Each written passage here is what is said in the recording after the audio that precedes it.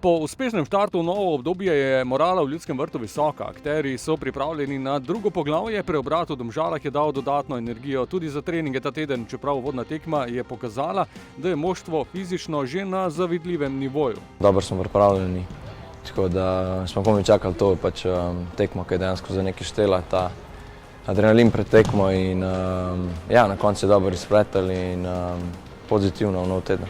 Ekipa je tudi v tem tednu delala na tem, da bi bila podoba na igrišču še boljša, hitrejša, močnejša, pa tudi raznovrstna, k čemur prispeva tudi možnost 5 dodatnih 2 menjav na tekmah. Pa ja, sigurno, mislim, če so pač zveze sprejele ta predlog, zakaj ga ne bi izkoristil, sploh pa mi, ko imamo res tako širino kvalitetnih igralcev in že v prejšnji tekmi se je pokazalo, da je lahko to naša prednost.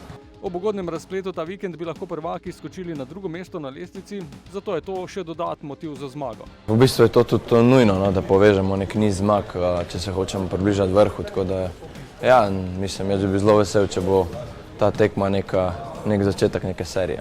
Na tekmi z Aluminijem, s katerim imamo v tej sezoni 100-stotni skor, bo manjkal Rudi Požek-Vancaš, ki so se mu nabrali rumeni kartoni v Ljudskem vrtu, pa bodo še enkrat znova manjkali tudi gledalci. Mislim, da bomo pogrešali gledalce, ampak vsem bo lepo odigrati na domačem stadionu, spet eno tekmovalno tekmo. Upam, da se bo končalo tako, kot si mi vsi želimo, da bojo 3 točke ostale doma.